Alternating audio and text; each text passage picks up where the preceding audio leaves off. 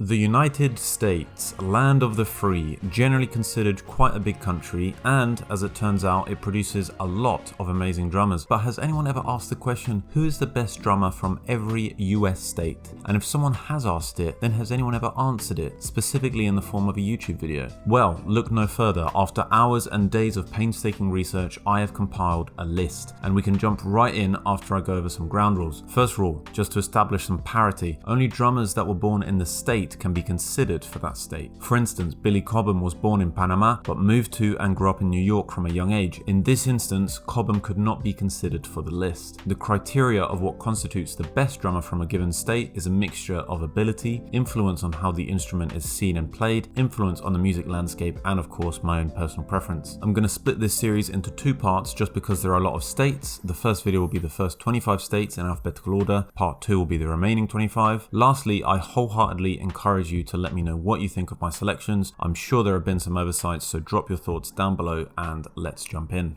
So we start our journey in the southeastern state of Alabama, birthplace of Earl Hudson, who is the drummer for Bad Brains, the hardcore punk band who were active from the 70s to today. Hudson's energy and speed were the driving force for a lot of the band's breakneck jams, but he also acted as the rhythmic linchpin as the group would weave together punk, funk, reggae, metal, and more. When I think of Hudson, this video comes to mind of him taking turns to solo with Foo Fighter members Dave Grohl and Taylor Hawkins. I've always thought that Grohl and Hawkins were lucky Hudson didn't have a full kit available because he would have done some serious damage otherwise.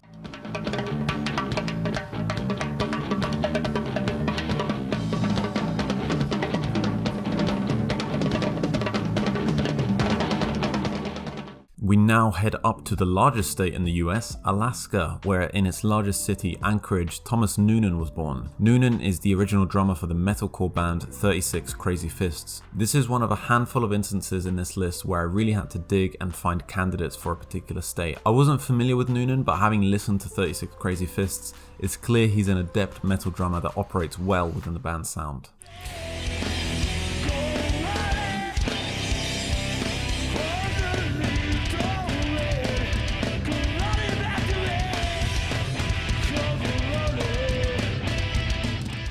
Moving south to the Grand Canyon state, we have Louis Nash, born in Phoenix. He's the first session drummer so far on the list, having played with jazz luminaries including Ron Carter, Tommy Flanagan, Kenny Burrell, and Dizzy Gillespie. An incredibly technical and talented drummer. I'm surprised his list of credits isn't longer, to be honest, because he's very impressive.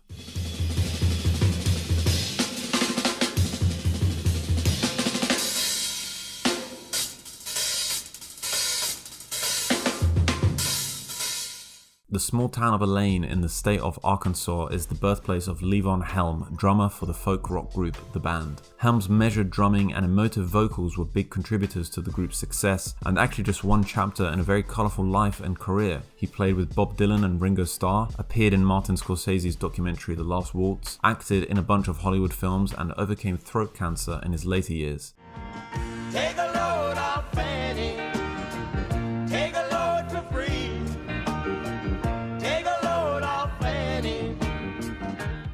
Next up is the sunny California, where in the city of San Francisco, Terry Bozzio was born. This is obviously quite a competitive state, but I think Bozzio is such an iconic drummer. He was ranked by Rolling Stone as the 17th best drummer of all time. He's probably best known for his work with Frank Zappa, appearing on albums such as Zoot Laws and Shake Your Booty, but he's also played with various other groups, and his versatility allows him to jump from genre to genre effortlessly.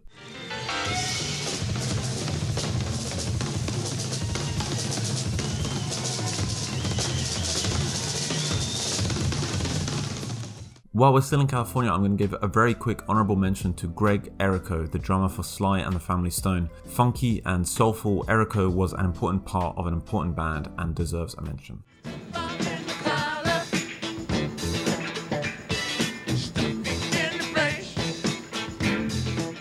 Heading slightly east now, we go to Denver, Colorado, the birthplace of Dallas Taylor, a session drummer who worked extensively with Crosby, Stills and Nash as a group, but also as part of their solo projects. He played drums on most of the tracks on their seminal debut album, which was certified 4 times platinum and garnered them a Grammy Award. Taylor's playing left enough space for the 3 lead vocalist guitarists to shine, but provided the necessary rhythmic backbone to keep the elements tied together. Wooden ships on the water, very free. Over on the East Coast in the town of Hartford, Connecticut, Jeff Porcaro was born, a powerhouse of a session drummer who recorded with countless top-level musicians through the 70s and 80s. I've just released a video essay all about him and his playing, which is linked in the top right-hand corner now. Just a phenomenal player with immaculate feel and pocket.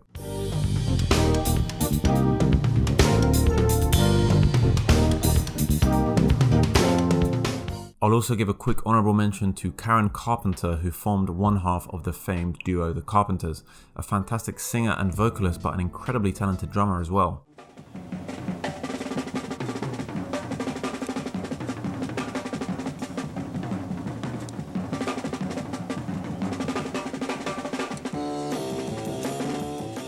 Alrighty, we're staying on the East Coast. We're in Delaware, the birth state of Billy Fika, the drummer and one of the founding members of Television, the New York art rock new wave band. Fika's drums on their debut record Marquee Moon in 1977 helped lay the foundations for alternative and indie rock drumming.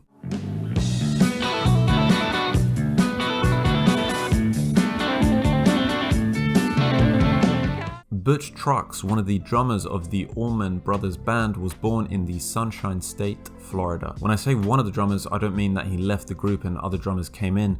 I mean they had two drummers on stage playing at the same time. The other one was J-Mo Johansson, and the two of them created a beautifully rhythmic synergy that was a key facet of the band's sound. Trucks was the powerful bulldozer to Johansson's soulful style.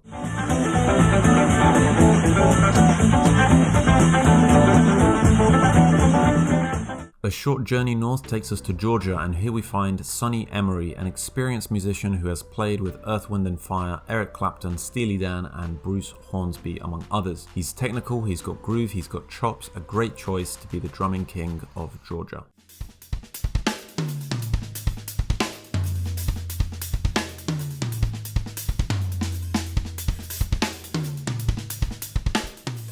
Very quick break to encourage anyone enjoying the video to drop a donation on my Ko-fi page. It's super quick and easy. It's one-off. You choose how much you want to donate and it will go a long way in supporting the channel.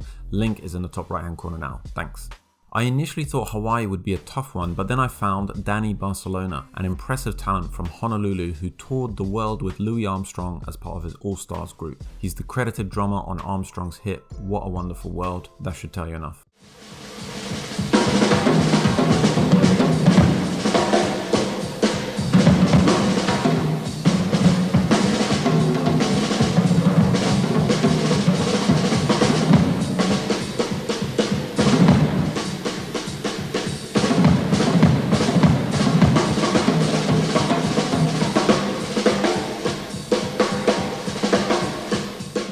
Brandon Stakenet, born in Pocatello, Idaho, is the current drummer for punk rock group Rancid, taking over drumming duties from original drummer Brett Reed. Stakenet has the necessary chops and dynamism to inject Rancid's performances with buzzing energy.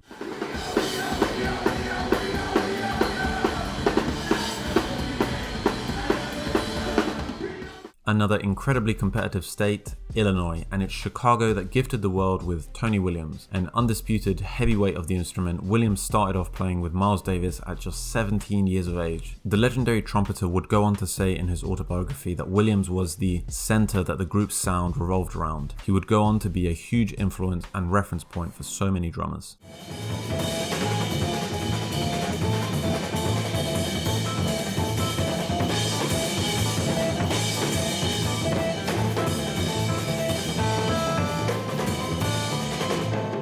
Hopping one state over to the east, we find ourselves in Indiana, home to Harold Jones, a session musician with a career that spans 6 decades. He's performed with Frank Sinatra, Duke Ellington, B.B. King, Herbie Hancock, and more contemporary pop acts like Lady Gaga, Amy Winehouse, and Pitbull. A hugely professional, adaptable, and enduring drummer.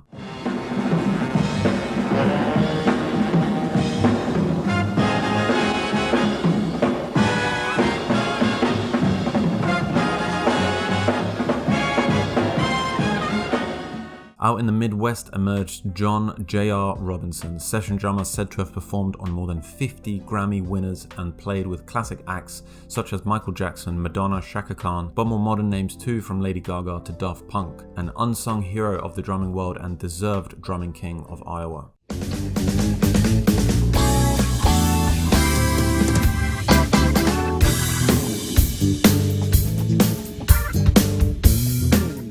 Hailing from Lawrence, Kansas, we have Tool's Danny Carey, a technical rudiment monster with an expansive style characterized by proficiency in odd time signatures, polyrhythms, and insane control over the drum kit.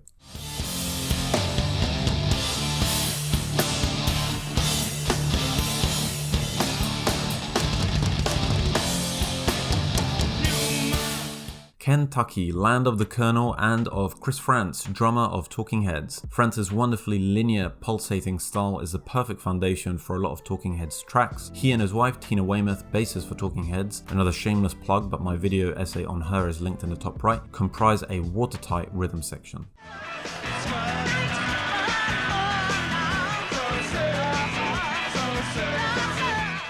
Out of New Orleans, Louisiana sprung one of the most important progenitors of funk drumming, Zigaboo Modaliste of the Meters. His melodic style has so much personality and feel, it's no surprise he was such an inspiration to countless other drummers.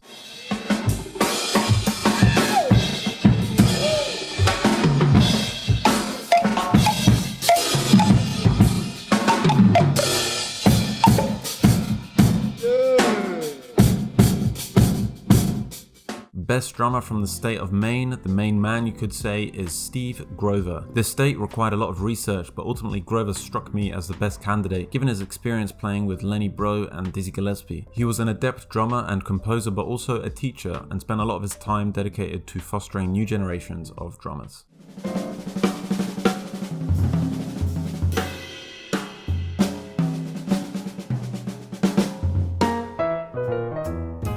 From one of the smallest states in the country comes one of the biggest names in the drumming world, Bernard Purdie from Maryland. A juggernaut of the instrument, he played with so many decorated names across a variety of genres and decades, not to mention how influential his signature Purdie shuffle has become in the drumming world.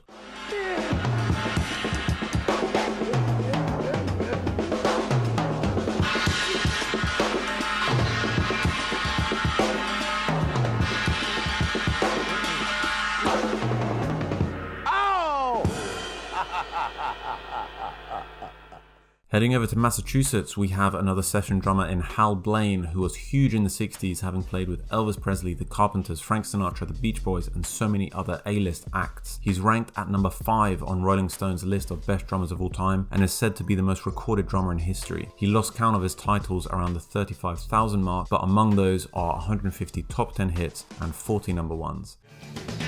A little more bite, a little less spark, a little less fight, and a little more spark. And close your mouth and open up your heart, and baby, satisfy me. From Pontiac, Michigan, we have another powerhouse in the shape of Elvin Jones, a jazz drummer who progressed the role of the instrument in the genre with this trailblazing approach to drum parts. Timekeeping, dynamics, control, independence, he was a hugely influential drummer.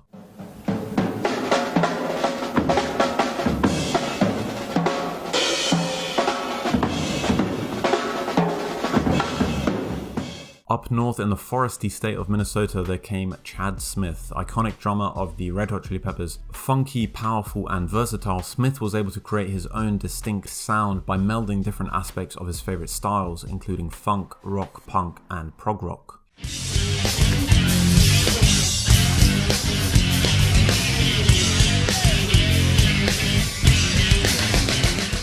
Jackson, Mississippi, birthplace of hard rock heavy metal drummer Tommy Aldridge, known for his exploits with Whitesnake, Ozzy Osbourne, Thin Lizzy, and more. His style is defined by the power, energy, and double bass drum mayhem that he's known for.